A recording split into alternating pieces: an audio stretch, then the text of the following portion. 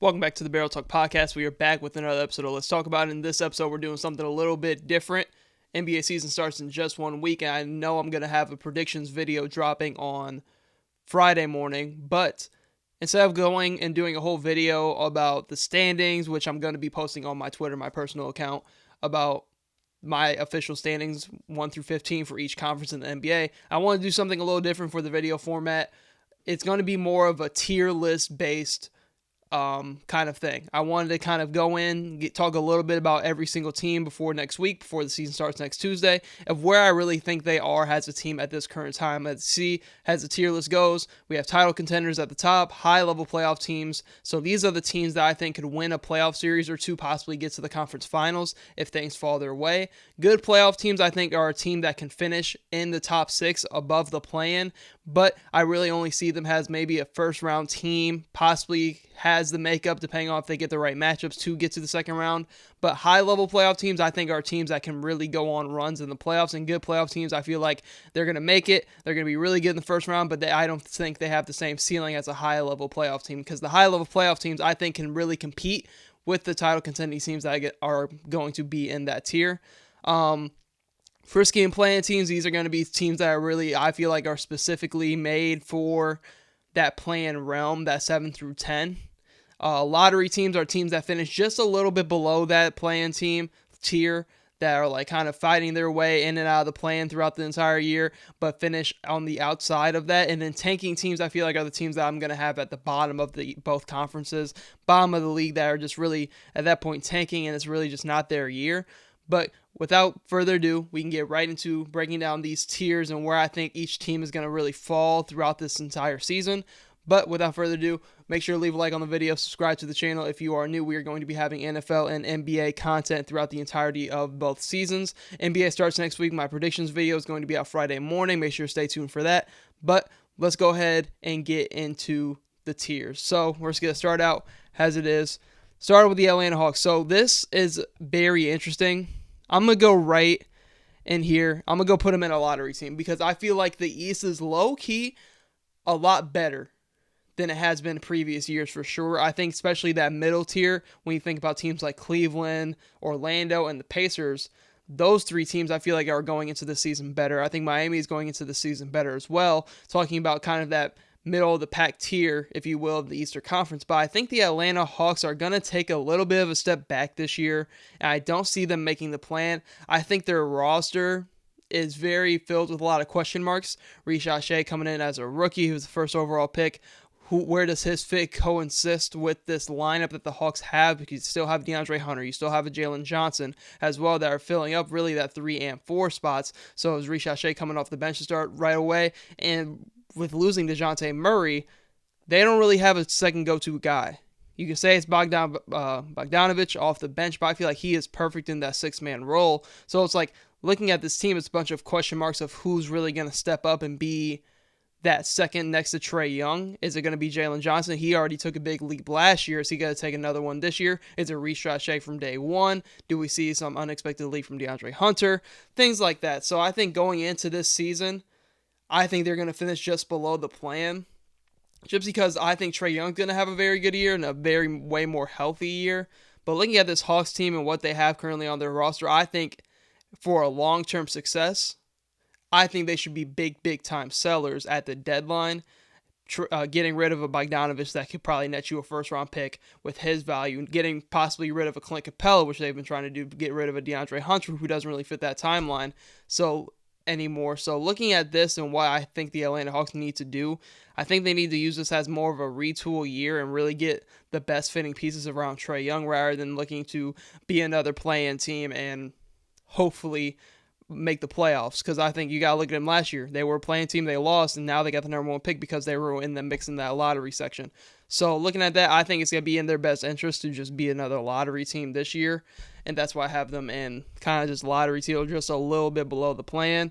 Going on to the Boston Celtics, obviously title contenders. Am a little bit worried about the Kristaps Porzingis injury. I think he's going to be out at least throughout the first couple months of the NBA season. I can't remember when it said he is exactly going to be back, but at least the first couple months of the NBA season. But this Boston Celtics team is riddled with talent. I mean, they're going to be just fine. Al Horford, I feel like, fits it perfectly if you want to have somebody that can replace a KP in this offense. I think he does the job just fine, even though he is up there in age. But I do think they're still obviously title contenders. This is the Boston Celtics we're talking about. Brooklyn. Now, last night I said in my group chat with all my friends that we talk NBA about, Ben Simmons, man, he looked good. He looked healthy. He looked good. I think they should look to be big time sellers at the deadline with all the guys that they do have that contending teams would want.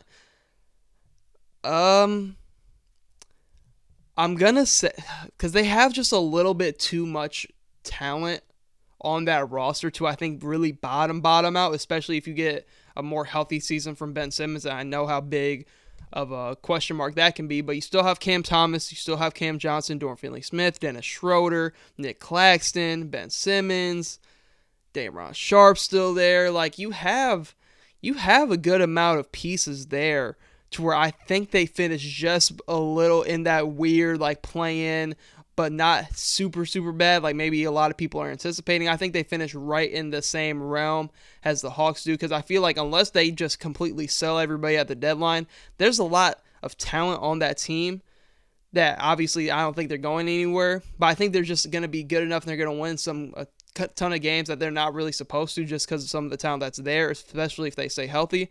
I think they finish just in that kind of no man's land, not above the plan, but not really, really in the bottom half of that East as well.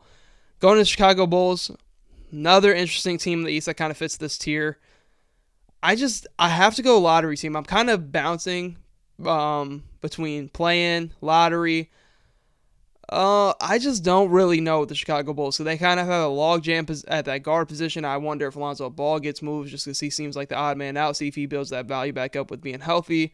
Vucevic seems like it might be his time to exit the door at the trade deadline possibly. But like we got to see what Giddey looks like. Really has the true number one point guard on this team. Kobe White took a jump last year. Zach LaVine, I feel like, is in a very big time year to really get that value back up. And I do think Zach LaVine gets moved. So this is all about these two teams right here in the Nets and the Bulls about what that deadline situation looks like. But going into it, I think I'm going to leave them in the lottery teams right now. For right now, I know they were a playing team last year, but you lose DeMar DeRozan. You have Zach LaVine coming back. How does that impact Kobe White's development going forward? So I'm going to leave them right here, and we're going to go back and maybe change some things at the end. But I'm going to leave the Bulls right here in the lottery team.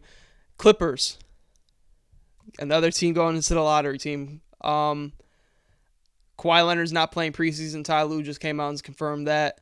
Kawhi's going into the season. It seems like a little bit banged up. You never really know with that entire situation, truthfully. So looking at that, if he is banged up going into the year, it's going to be tough for me to really believe that he's going to be healthy throughout the entire year. Last year was one of his more healthy years in the past couple, and he still got hurt in the playoffs. So like I don't really know what to think of this Clippers team. I like some of the offseason acquisitions, but with the mixed bag of if I know Kawhi Leonard's going to be healthy or not and how deep this Western Conference team is, even with a healthy Kawhi Leonard, I do think there are a lot of teams that are just purely better than this Clippers unit. So I'm going to put him in the lottery teams. I think there is a world where Kawhi is not healthy throughout most of the season, and this team is kind of fighting to get into the play-in, ends up missing it late. That's kind of my expectation with the Clippers. If Kawhi Leonard is healthy, I think even the max I do have them, if he is healthy, it's kind of in that play-in, frisky kind of realm to where if things fell their way, I can see them going on a little bit of a run, but as of right now, I can't really put them anywhere above a lottery team, in my opinion, just a little bit below that plan, really thinking about the Clippers being the 11th seed out west. So looking at that, Charlotte Hornets. I feel like you're either high on the Charlotte Hornets or overly low on the Charlotte Hornets. For me personally, whole new coaching staff, whole new regime going into a new era for the Charlotte Hornets. I think this is all questioning about if LaMelo stays healthy. I really like what they have with LaMelo, Brandon Miller. Mark Williams is going into the year hurt. So looking at this Charlotte Hornets team, I think they can be frisky. I think they can be a better team than the Hawks, Nets, and the Bulls. I just like what they have going right now. I think LaMelo is due for a huge bounce back season after being hurt really the past couple of years. I love Brandon Miller. I think Brandon Miller, you get him and LaMelo clicking on the same page, I think this Hornets team is definitely going into the right direction moving forward.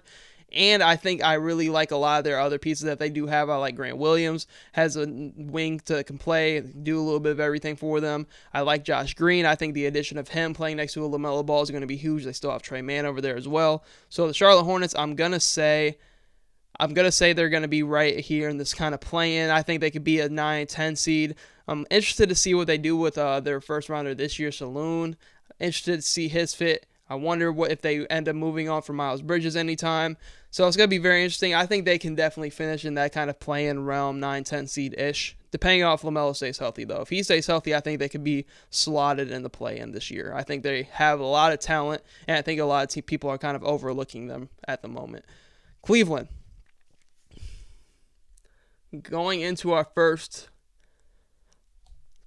kind of category here with good high-level playoff teams. I think I'm going to have to put them in good because I haven't seen anything from this Cleveland Cavaliers team that makes me want to put them in high level. But I do love the Kenny Atkinson move. I talked about it in my deep dive about the Cleveland Cavaliers. I think Evan Mobley is about to take a huge jump offensively because of the developmental prowess that comes with Kenny Atkinson from his time with the Warriors, from his time with Brooklyn.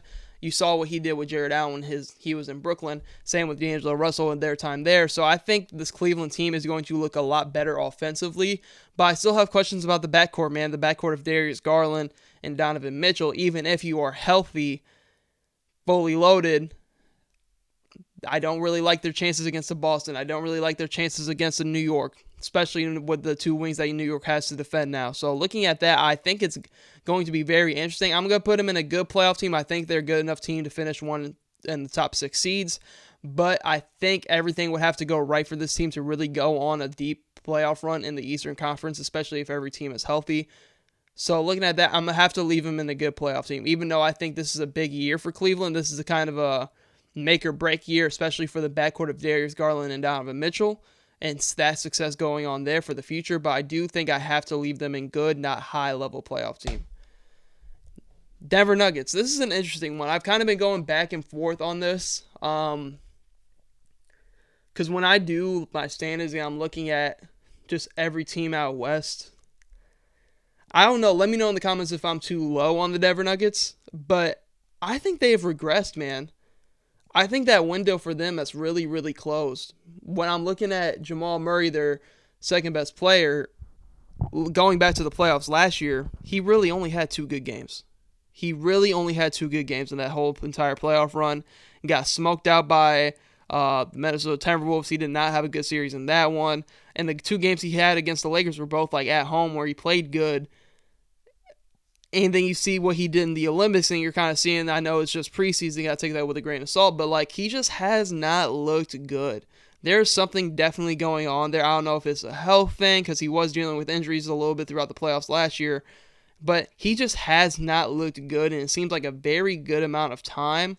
And with the loss of KCP, they're really relying on some of those young guys off that bench to make a pure step up. I mean, you're going from KCP, one of the best role players in the league, to Christian Braun. I think that's a huge gap that not a lot of people talk about. It's always, oh, they can just slide Christian Braun in there and they'll be fine. Or they can slide Westbrook in there. Westbrook and KCP play 2 different styles.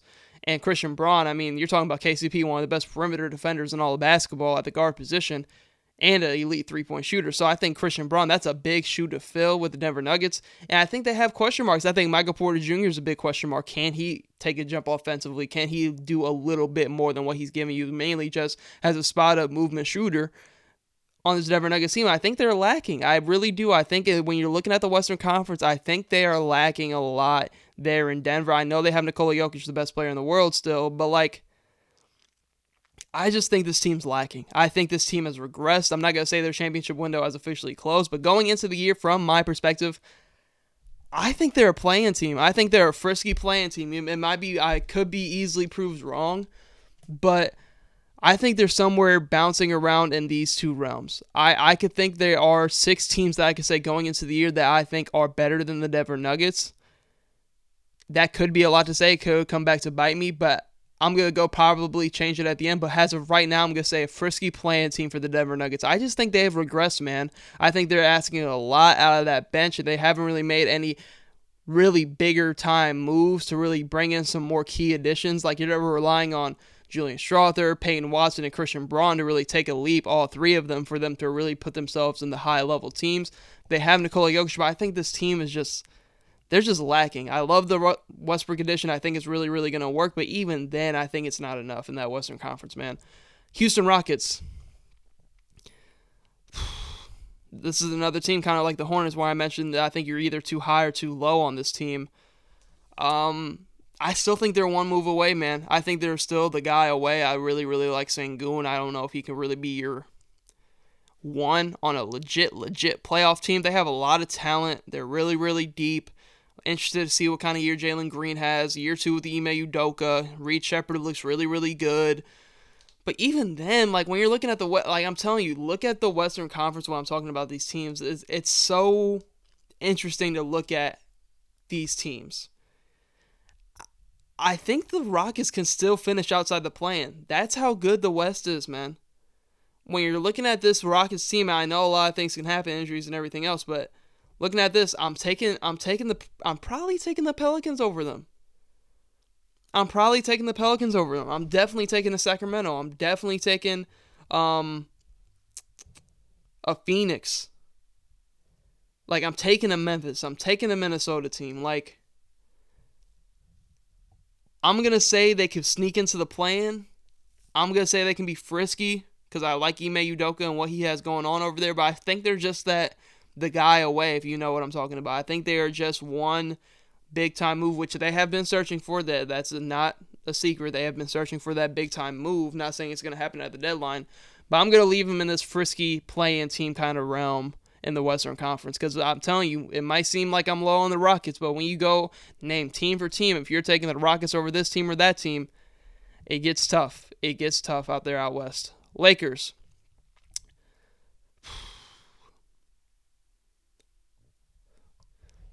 Good playoff team. I think offensively, JJ Redick is going to do a phenomenal job with this unit. I think even just looking at it from the preseason, their sets and what they are doing offensively is working, and I think it's just going to make everything a lot easier on LeBron and AD. I think he's going to do a great job with guys like Austin Reeves, D'Lo, even somebody like Dalton Knecht in his first year, of just getting easy looks. I feel like this Lakers team is a team that struggles to get easy looks, and I think JJ Redick and his offensive ability has a coach year one, I feel like, is going to put this Lakers team at least into a good playoff team. I know they've been in the play in the past couple of seasons, but I think they get into a good playoff team consideration because I think the only thing they were lacking is that offensive ability. Going into the year, you're going to have Jared Vanderbilt healthy. You're going to bring back Gabe Vincent off your bench. So, like, those two acquisitions for them last year, who were two guys that were hurt majority of the year, you're adding those two back, and I think their defense was always fine. Their defense was never the question. It was offensively. I think they went through dry spells throughout games, and I think JJ Redick is going to be a perfect fit for what they want to do and how he coaches, to where I think they clean up and run more of a consistent flowing offense. So I think the Lakers are going to be a good playoff team. Could be high playoff team. Could be. I'm going to leave them in good, though. Milwaukee Bucks. High-level playoff team. I'm one of the people that truly believes that they would have easily taken care of the Indiana Pacers, easily, if Giannis Antetokounmpo was healthy. He's healthy. That's not even a series, in my opinion. He kills them every time he plays them. I think they make quick, easy work if Giannis is healthy last year. But we're going on a couple years of him not being healthy in the playoffs for the most part, going off the losing to the Miami Heat. Now they lost to the Indiana Pacers without him and Damian Lillard for most of that series. But older team. I think this team, obviously, with every team, it relies on health. But I think I love the Gary Trent Jr. addition. I really, really like Taurean Prince as just a wing that can do a little bit of everything for them.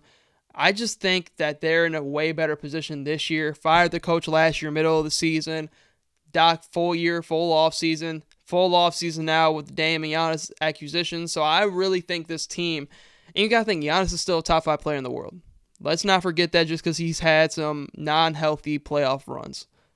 He's still a top 5 player in the world. You still have Damian Lillard, one of the best closers and clutch players in all of basketball. Chris Middleton should be going into the season healthy, and we know how good Chris Middleton was. We saw it in that Indiana Pacers series that he can still hoop at a high level. This team is just really looking to hit that right run in the playoffs, and I think this team is really, really being overlooked in terms of that hierarchy of the Eastern Conference. I could see a world where they're title contenders, but I still need to see a little bit more from a Dame and a Giannis, especially in a playoff setting.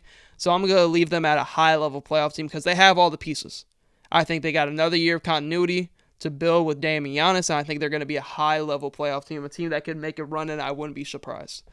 Miami. Interesting. You got a lot of things going on in Miami. Jimmy Butler contract year. They extended Bam. Tyler Hero question marks from Pat Riley. Really him and Jimmy Butler. In the East, I'm going to say they're kind of in the same tier and same realm as a Cleveland, has Orlando, has a Pacers who are like they have the talent. I think a year of Terry Rozier, who was not healthy towards the back half of the last year, is going to be interesting. I'm going to go ahead and put him in a good playoff team. Because there's nothing that, and I'm very high on the Orlando Magic and the Cavs, but mainly the Orlando Magic. But I've kind of always grouped the Pacers, Magic, Cavs, and Heat all into the same kind of grouping. And I could see a world where the Heat are better than the Cavs. I could see a world where the Heat are better than the Pacers. The only thing with the Miami Heat the past couple of years, they haven't been healthy. And I think you get a motivated Jimmy Butler going into this year with more development from Jaime Jaquez. I think if you get a more healthy season out of Tyler Hero, I still think Bam Adebayo is a top 3 defender in all of basketball. With the way they play, and they actually have a good backup center in Khalil Ware now, so I think they're going to be seeing more Bam Adebayo at the 4. It's going to be experimenting with that. I think they're a good playoff team. I see a world where like you could obviously be a frisky playing team like they have been the past couple of years, but I don't really think there's anything, unless Evan Mobley does take the insane offensive jump, which could happen. I still think it could go Miami. I still might pick Miami over Cleveland. I really might still pick Miami over Cleveland. Then more Orlando, that's a tough one. Pacers is also a tough one. I'm going to put Miami in a good playoff team for right now. I might change it at the end. Dallas. Hard time not putting them high-level playoff team. I'm not going to put them in title contenders, though, because I am a little bit questionable. Obviously, you add shooting with Klay Thompson, and that's what was the main reason why they lost to the Boston Celtics. I think they were losing regardless, but I think that was the main thing that really struck a dagger in this team, is they could not make open shots. You bring in Klay Thompson. I think Quentin Grimes is just an all-around upgrade over Josh Green right away. Najee Marshall, I feel like, is going to help replace some of what you did lose with Derrick Jones Jr. as a defender. You bring back Spencer Dinwiddie. This is a very deep team, for sure. And you still have Derek Lively, Daniel Gafford. Going to leave them in a high-level playoff team. I'm interested to see how this new look starting 5 does defensively, because now you lose a Derrick Jones Jr., so it's like, who's that point of attack defender? Is it Najee Marshall off the bench? Is it PJ Washington? So there's still a little bit of question marks there. I'm interested to see Klay Thompson's fit with this unit. I might change it at the end. I might put him in title contenders. I don't know. I'm going to leave him a high-level playoff team right now. Leave him there right now. Pelicans.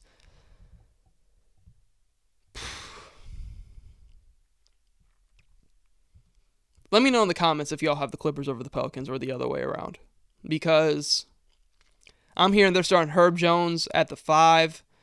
This could either be like one of the best things that I'm seeing in the league or one of the worst things I'm ever seeing in the league. Like, this roster is too... They need to figure out what they want to do, because all I hear is Brandon Ingram and trade rumors, and then you go out and trade DeJounte Murray, but you don't go address the big spot. I know they drafted Yves Missi, and the other center on the roster is Daniel Tice, but I think they're looking for that perfect fit next to Zion. But them coming out and saying they're putting Herb Jones at the 5, and I'm just like, I'd rather just see Zion at the 5, right? So I'm expecting their lineup to be DeJounte, CJ, B.I., Zion, Herb, right? So is it going to be something like that? I think the size is going to come back and kill them, especially in the Western Conference, where like Minnesota is a huge team. Like, Memphis is now a bigger team with Zach Edey addition. Like, OKC has size now. Like, the Lakers are a bigger team. Like, I just don't know about that center position. They're really, really liking that center position, and you can kind of say a little bit of the same thing about the Warriors, but the Warriors have Kevon Looney. They have Trayce Jackson-Davis. Like, the Pelicans don't really have anybody, right? Like, the Warriors have Draymond Green, another smaller team out west, but I'm way more confident in them and their lineup and their size compared to the Pelicans, who are running a wing. Well, I love Herb Jones, one of the best defenders in all of basketball, but like, I'm not confident in them running him at the 5. I have to see it. I could be proven wrong, but as of right now, even then, this Pelicans team always seems to underperform for me. I can't really put them in a good playoff team. I have to put them in a playoff team. They always just seem to find a way, due to health and injuries, to just be a little bit worse than what they probably could be. I think this team has the talent to really be here, but I think there's just something about this Pelicans team, the lack of size on the interior. I don't know how this Herb Jones experiment is going to work. Like I said, it could be really good or really bad. I'm going to have to leave them in a frisky kind of play-in tier realm as of right now. Going on to the New York Knicks. Addition of Karl-Anthony Towns, Mikal Bridges, OG Anunoby. Still have Deuce McBride off the bench. I think that DiVincenzo move, I feel like there's a lot more behind-the-scenes stuff that we haven't heard about yet, which I think we end up will at some point. But I think I have to put them in title contenders.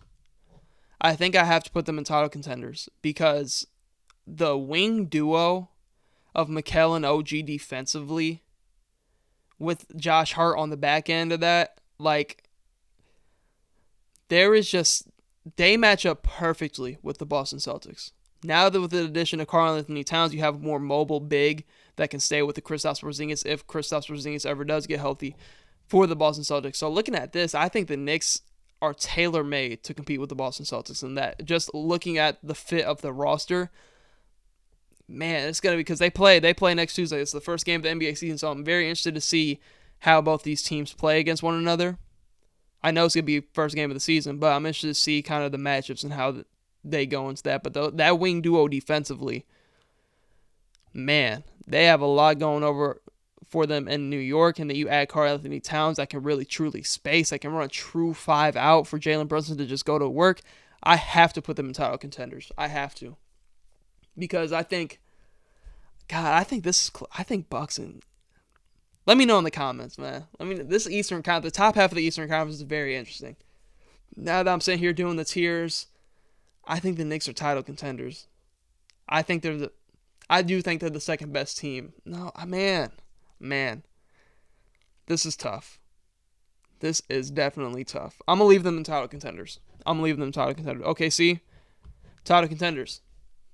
Already a really, really good team. Last year, you go make perfect acquisitions in Isaiah Hartenstein, Alex Caruso. You can still have young talent developing all over your roster. You have an MVP candidate in Shai Gilgeous-Alexander. J-Dub is seeming to look like he's going to take another jump. You have Chet Holmgren now at the 4, which seems like his normal. I feel like he's just going to fit better at the 4. I feel like he's going to be a insane help side defender to where he's going to be just averaging 2 blocks a game. I think he's, with Isaiah Hartenstein holding it down low, I think Chet Holmgren can be a perfect help side defender for this team, and he can still do everything you want offensively from an offensive perspective. This OKC team, I have to put them in title contenders. Have to. Orlando Magic. Like I said, they're in the same grouping as the Cavs, Heat, and the Pacers, in my opinion, in this Eastern Conference. I'm high on Orlando. I think they're about to get a big jump from Paolo Banchero. I think the shooting is going to take a jump. The addition of KCP, I feel like, is huge for what they want to do there. I think Franz Wagner, his three-point shot comes back around. I feel like you're really looking at a great 1-2 punch there. Like, the defense on this roster, I think they're going to be a top 5 defensive team in all of basketball throughout the entirety of the season. I think when the addition of a KCP and Jalen Suggs, that defensive backcourt with the space against shooting that they can provide, I think that's a huge, huge, huge W. And I feel like we're going to see a lot more Point Franz and Point Paolo, because we saw a lot more Point Franz in the Olympics, if you caught any of those games, where he was mainly just bringing the ball up the court and initiating the offense for that team. So looking at that, I think this Orlando Magic team is going to be a top 5 defense in all of basketball. I think the shooting and spacing is going to be huge for this team this year. I just think that they're going to be able to just sit down and guard, man. I think they're just going to be a gritty team that's just going to be able to muck the game up. And I think with another good lead from Paolo Banchero and another lead from Franz, I think they can be a high-level playoff team. They're going to be the team in the Eastern Conference where, like, end of the season, you're a team at the top end, and you're like, damn, we matched up with Orlando. in the 4-5 matchup. Damn, we matched up Orlando in the 3-6 matchup. I think there's a possibility they can end up in the top 4. Everything goes right for them. So I think I'm very high on the Orlando Magic. I think we're going to see a lot of great basketball all year from this team. And high-level playoff team, if you can sit down and guard, you're always going to have a chance. I think that was their biggest chance against Cleveland. Offensively, they didn't even have it last year, and they pushed the Cavs 7 games with no real true offense in a lot of those games just because of the lack of spacing. Now they have more spacing with KCP additions. I really like their chances this year. I really, really do. I think they could possibly win a playoff series or 2, in my opinion. Portland, they're interesting because they got a lot of talent over there, but I just don't think Chauncey Billups is the guy. I don't know if he's the right coach for this team. They need more of like a developmental mind. Chauncey Billups cares too much about winning. They're in the middle of a rebuild. Chauncey Billups wants to win every single night. And I think he's more suited for a team that is looking to be more competitive. And I think this Portland team with a loaded draft class coming up, they don't care about that. I love the Deni Avdija addition, though. I think they absolutely fleeced Washington. Maybe they wanted to open the door for more Bilal Coulibaly minutes in Washington, but that trade made zero sense for me from Washington's perspective, especially when they went out and didn't really draft. Unless Alex Sarr is going to play the 4, which I don't know how I feel about that yet, but they got a lot going on in Washington anyways. But I just think Portland's kind of in that same situation where they need to be caring about more development of Shane Sharp, Scoot Henderson, than they need to be caring about wins and losses at this point. Pacers, they're in this mix too. I'm going to say a good playoff team. So looking at this, I think Orlando is a better team than Cleveland, Miami, and the Pacers, how I talked about that grouping I have for myself in the Eastern Conference. Pacers, man, they went on a run last year, but I feel like this Pacers team, if the Eastern Conference was healthy, I think that they don't get out of the first round. I think they have a really, really talented roster offensively. I think they still are one move away. I think if I'm the Pacers, I think I'm one move away to where, like, I'm looking at kind of the depth and the young talent that I do have. Maybe not the draft capital, but, like, they went on that run without Benedict Mathurin last year, and then you have the emergence of Andrew Nembhard. So, like, I think they're fine. I think they're one move away. I think they're one move away from being up here. I don't know what that move is exactly. I think it's maybe going and getting another point of attack defender, which could definitely help them. I think because you have shot creation and Pascal, Halliburton, Nembhard. I think they're missing a little bit more defense. And they were in a lot of those games with Boston because of their offense. I just think the late game decision making cost them a couple of games in that series for sure. But I just think they're just one move away. I think they're just one move away from being in that high-level playoff caliber team. And I think if they do make that move, I'm going to have them here. But as of right now, I think they're just going to be right here. I think I'm fine with having them right here. Now, talking about Detroit Pistons. God, I don't know. I like what they did this offseason. They're going into being more competitive. They have a better fitting team around Cade. This is going to be, for one, the best team they've had around Cade with the most spacing. He has Tobias Harris, which is Tobias Harris, but Tobias Harris can be your secondary scorer on some nights. I like Jalen Duren. Bring in Tim Hardaway. They've just added some more shooting, man. I'm interested to see what they do with Jaden Ivey. I feel like I made a whole kind of talk about my top 10 trades, players I think will be traded. I think he's on the fence. I'm really on the fence, but I think Detroit maybe plans a little reach. Maybe plans a little bit of a reach. I might change it at the end. I'm going to leave him in this lottery picture right now. Sacramento. Traded for 2 second-round picks. Could be pivoting and making another move. That's kind of what the rumor has been with the Sacramento Kings team over the past couple of days, that they're pivoting and looking to make a different move. What that move is, I don't know. I kind of thought about it last night, thinking about what moves they could make. Zach LaVine, if you want to go all in offensively, I don't think they make the money work there. You have Kevin Huerter, who I think is the main package. He makes like 16. Trey Lyles on their bench makes like 8. So, like, you have some money and wiggle room to work with. You still have some draft capital to move as well. So, like, maybe if you went and got like a Kyle Kuzma, then you can run Fox, DeMar, Keegan, Kuz, and Sabonis, and then you get super versatile with that lineup. Like, they have a lot of avenues to, like, really get the team better. But as of right now, you give this team that's super high-powered offensively. Another year from Keegan Murray to develop. He became one of the better defenders in all of basketball last year as well in his development. You had another go-to guy in DeMar DeRozan, who I think has a lot of basketball left to this team. I think they're going to take a jump this year. I think they were just a super hurt team last year. Had a little bit of a down year to the year prior to that where they were the 3 seed. But like looking at this team, they were only just hurt throughout the year. They lost Kevin Huerter for a big chunk of the year. They lost Malik Monk towards the end of the year.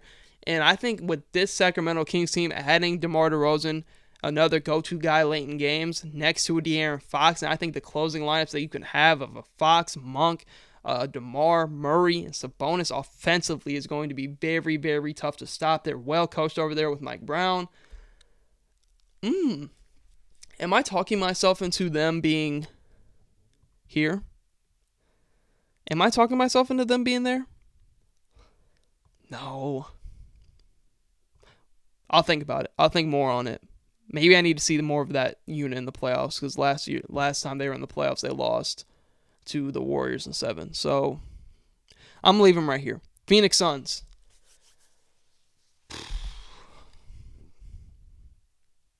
I think Coach Bud is going to be a way better fit than Frank Vogel. You're going from a defensive mind to an offensive mind. You added depth at that point guard position. Now Devin Booker's going back to his true position.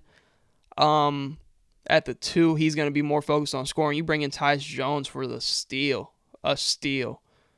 Such a good guard for this team. And then you have Monte Morris off the bench, another good guard. I love the addition of Ryan Dunn in the draft. I'm pretty sure they added Mason Plumlee, more center depth. I really think with this, they had a really, really big W of an offseason with what kind of they had to work with. I think Bradley Beal is going to have a bounce-back year. I think people are already trying to write Bradley Beal off like Bradley Beal can't hoop. I think he's going to be just fine. I think he's going to find his footing.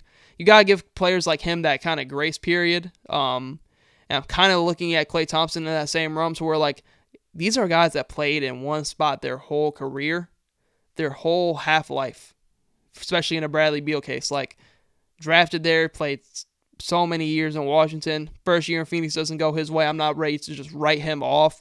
I do think the lineup of Tyus, Devin Booker, Bradley Beal, KD, and Nurkic, with what they have coming off the bench in Royce O'Neal, Ryan Dunn, Monte Morris, Mason Plumlee.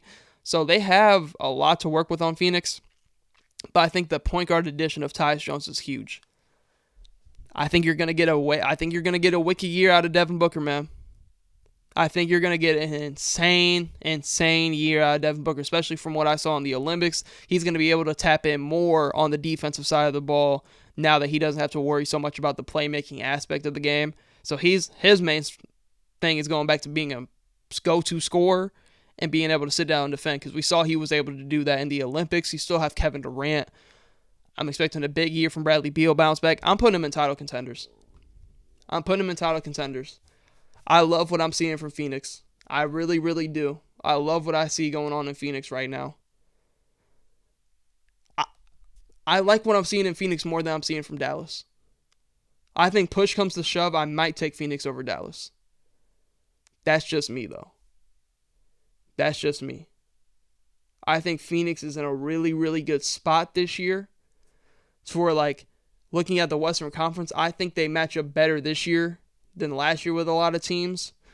And I think last year they were just missing a point guard, man. I think Devin Booker, you overtaxed Devin Booker, and he kind of lost his rhythm throughout certain points, especially in the playoffs. But you add Tyus Jones, Monte Morris, like I said, like, you add those guys. I think Phoenix, I might change it at the end and put them in a high-level playoff team. But right now, I think Phoenix is a real deal contender to really come out of the West, man. I think Phoenix is getting a little overlooked because of the whole super team narrative. I think they're getting really overlooked, and I think they're going to have a really good bounce-back year. And I think they could be in that mix of teams that I'm looking at the end of the year. It's like Phoenix can come out the West. Phoenix can compete with the top echelon teams this year. They have the talent, they have the scoring. I think their roster, and I think they have the better coach, and Coach Bud offensively, that's really going to help this team out a ton compared to Frank Vogel. So looking at that, San Antonio Spurs, still a lottery team. I've seen a lot of people put the Spurs possibly playing team, which I just think they're still below that. I think there's still a lot to be desired with this roster. They added Chris Paul, which I think is going to help a ton. But this isn't Chris Paul when he first got to OKC, which was still like somewhat in his prime. I'm not saying Chris Paul is washed. I think he's going to be great for the San Antonio Spurs team because they need somebody like him. But I just think there's still a lot to be desired on this team. Like, I still pick the Pelicans. They're still, like, I don't think they're better than the Clippers. Right? And I have the Clippers here. They're not better than the Pelicans. They're not better than the Rockets. They're definitely not better than Denver. So I'm going to leave them right here in the lottery team. 76ers. I know Paul George just had the hybrid extension. Apparently they missed any sort of catastrophic injury. But I love what they did. I love what they did this offseason. Going into the year, it's all about Joel Embiid's health. We know this question coming in every single year. So looking at that, I'm high on the 76ers. I think they have real ability to finish as the 1 seed out east. Because when you're looking at what they were before the Joel Embiid injury, they're right there in the mix of the 1 seed before the Joel Embiid injury. I'm going to cross my fingers, hope Joel Embiid is healthy for this year. But I think this team, even if he does get healthy or if he does miss a handful of games throughout the year, if you have Paul George healthy, which I think he will be healthy, apparently the injury wasn't anything catastrophic. So looking at that, I think going into the year, I think they're going to be better able to withstand the Joel Embiid absence compared to what they were last year. And that's what killed them. They were not able to stay afloat without Joel Embiid. That's what led them to getting into the plan. So looking at this, 76ers, I'm going to put them in. I'm going to go ahead and put them in title contenders. I think out east, I'm going to take them over Milwaukee as of right now. And I think they're in the mix of being the second best team behind Boston with the Knicks. I think both rosters with the Knicks and Philly are very, very highly talented. So I'm gonna think that it's gonna be a toss-up between the Knicks and the 76ers, and Boston has the top 3 teams out east. I think any of those teams can finish as the 1 seed.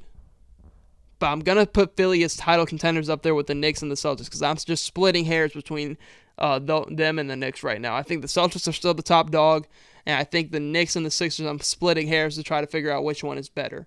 I'm gonna lean the Knicks as of right now has a better team, but I think they're both title contending teams out east. Toronto Raptors. They need to be bad for one more year. They need another top pick. I think there's a lot of stuff on this roster they could look to sell, like Bruce Brown, Jakob Poeltl. I think they have the good groundwork of their rebuild with Scottie, RJ, Quickly. I think Quickly's going to have a really, really good year. But I think they're still just a couple pieces, a couple bigger moves away from really being back in like that contention of competing in the Eastern Conference. Because I think there's nothing I'm seeing from Toronto that makes them better than Atlanta, if you know what I'm saying. I don't see anything crazy out of Toronto that I couldn't see out of Detroit this year. I think Chicago Bulls are the definition of a could be really bad or really good team. Like, I think the Toronto Raptors are kind of in that middle ground of their rebuilds where I think if they get one more solid offseason, one more higher draft pick, they're going to be positioned better for the future. But this year right now, I think they're just a little bit below that plan. But they're not bad enough to really tank out, which they could. Wouldn't be mad if they were kind of in this tier this year. But Utah Jazz, I think they're in the case of, I think it's a big, big time selling at the deadline. They have a ton of guys that could go off this roster that could open up avenues for development.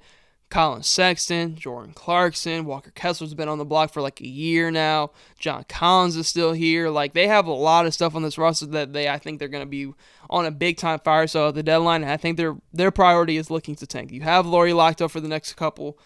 You're looking to get a high caliber draft pick. You have all the Minnesota Timberwolves draft picks as well. You're just looking to be bad, get your guy in the draft. Warriors. Another team where I really I'm up in the air. I got to see it play out. But I really like some of their additions, man, especially when you talk about fitting Warriors basketball and how they work over there. I love DeAnthony Melton. He was hurt last year for the Sixers. They get healthy DeAnthony Melton. That is a phenomenal 3-and-D guard that can do really legit everything you want playing next to a Steph Curry. I think Andrew Wiggins is going to have a really, really good year. I think big bounce back year for Andrew Wiggins. Draymond Green, he stays on the court. Him and that Steph pairing, it's not going to regress at all. Brandon Przemski, I think, is going to take another good year, good leap. I love Kyle Anderson. Kyle Anderson is somebody that is going to do all the little shit for you. So I think Kyle Anderson is a perfect fit for this team. Trayce Jackson-Davis has looked really, really good in the preseason. This is one of the deeper teams in all basketball. I didn't even talk about Buddy Hield's shooting ability. Like, it's interesting to see they are so deep and so versatile. I think they definitely have top 3 depth in the entire league for sure. Interested to see how it all plays out. The Kuminga jump question marks is going to be a main question point for all this entire year. Warriors, I'm going to say, due to their versatility and the depth on this team, I think it's way better fitting than it was last year. I'm going to go here. I'm going to go good playoff team. Because I think they can definitely be above the play-in. I'm gonna look over this once I'm done, and I'm going to rearrange it at the end. Washington, we're not even going to need to talk about that. I just think they're in a rebuild phase. No really need to talk about Washington. But Memphis, man. Hardest team to probably put anywhere along the standings in the West. Last time they were healthy, they were a top team in the Western Conference. I'm going to say I love the addition of Zach Edey. He's looked very, very dominant with a guard like John Morant, where you have to step over and help. Those lobs are going to be there for Edey all day. I know Jaren Jackson Jr., I think he's going into the year hurt for last time I looked at it. I'm going to go, looking at the Western Conference, let me see. 1, 2, 3, 4. I'm leaving good playoff team into the Wolves. We can kind of talk about all this as a whole. Wolves are just a high-level playoff team. I love Dante DiVincenzo and Julius Randle. I think they won that trade on the low end. I think they do. Adding Dante DiVincenzo to an already loaded bench unit. Yep. Wolves are title contenders. I got 3 title contenders, each conference. Now let's kind of break this down. So title contenders, I'm for sure about Boston, New York, OKC, Sixers, Wolves. Phoenix, I can see being high level. I'm going to leave them there because I think we're going to see a really, really good year from Devin Booker and Kevin Durant with this kind of new offense and this new system I think Coach Bud is going to install with this team. I think they've done a really good job with what they were given this offseason. High-level playoff teams, I'm going to leave the Mavs here, Bucks here. I'm high on Sacramento. I think Sacramento could have a really, really good year. I think they're going to turn a lot of heads throughout the year. Out of this grouping in terms of Western Conference teams, this is kind of like where I would group all 3 of these teams. Same with these 3, like I already talked about in the East. Kind of grouping these 3 together as well. Either one of these 3 teams I could easily see here, in my opinion. I like Memphis. I can't really, there isn't really an argument that I can think of for me to put them here above in the same tier as the Dallas yet, though. That's how I'm looking at it. I think Sacramento can be on the same level as the Dallas Mavericks team with the addition of a DeMar DeRozan. Still questionable about these 3 teams. I think this is the perfect tier for them. I think they can all be top 6. I think they can all be really, really good playoff teams. One of these teams I feel like it's going to end up in the play-in. I want to say it might be Memphis, but I'm still on the fence about these 3 teams. I think this tier, this kind of grouping, and they're all kind of in that same realm to where in the playoff setting, any of these teams can get hot and get going and go on a run. We just saw it with the Pacers. We've seen it multiple times from Miami. We saw it with the Warriors when they went and won a championship. So looking at that, I think this grouping right here of good playoff teams is perfect right here. Frisky playing teams, I'm going to get a lot of flack about Denver. Let me know in the comments what y'all think about Denver, man. I just think that the windows has slightly closed on them in terms of being a championship caliber team. I think they're losing a lot. there's a lot of question marks with the Denver Nuggets, man. I think Jamal Murray is one of them. Haven't seen Jamal Murray really play good ball in a minute. I think it's something that we need to talk about. Denver, I think, is going to be a playing team this year. I think this grouping right here, very interesting to see with the Pelicans. They have the talent. I'm going to leave them right here, though. Now, looking at lottery teams that step below the plan, I think this is a solid tier right here. If I had to move one team up, and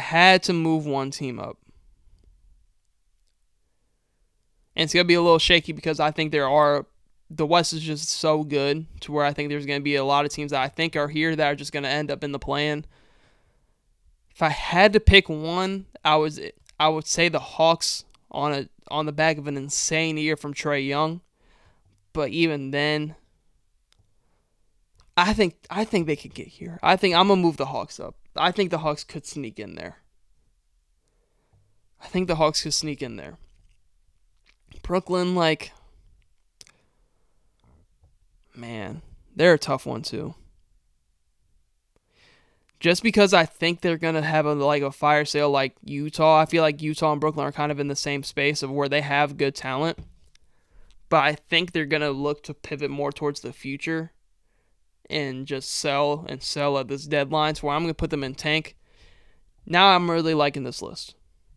Title contenders, Boston, New York, OKC, Phoenix, Philly, and Minnesota going into the year. High-level playoff teams, I have Dallas, Milwaukee, Orlando, Sacramento. Good playoff teams, a little bit below high level. Cavs, Miami, Pacers, Memphis, Warriors, and Lakers. Frisky play-in teams, I think Charlotte is going to take a jump. I think Denver, Rockets, Pelicans, Atlanta. Lottery teams, Chicago, Clippers, Detroit, Spurs, Toronto. Tank / not your year. Portland, Jazz, Nets, Washington. I think I'm pretty confident with these tiers. I think I am. I like where I went with this. Let me know in the comments anything you agree / disagree with. Maybe points where I'm wrong. I think I might get a lot of flack for this Denver Nuggets one. But I think I'm going to stand on it. I think they've really regressed in the past 2 years. And I think it's just kind of caught up with them not making that big-time move. I think they need to pivot and make one to just really benefit the team. I don't know if that's a Michael Porter Jr. trade or what, but I think all these teams, I think the Memphis Grizzlies have a shot to be better. I think the Warriors and the Lakers also have a shot to be better than this Denver Nuggets team. So looking at that, I think I really, really like this tiers. Like I said, let me know in the comments what you agree or disagree with. The predictions video, MVPs, awards, first teams, and my standings will all be out on Friday morning. I'll have my standings also posted on Friday morning with that video, kind of getting a couple more days to really think over it. But this is going to be my tiers for what I think all these teams fall at going into this upcoming season. We're kind of going to revisit this later on, middle of the season, and see where I was right and wrong at. But that is all I have for this episode. Let's talk about it. Thank you guys for tuning into the Barrel Talk Podcast. Obviously, tune in to future episodes.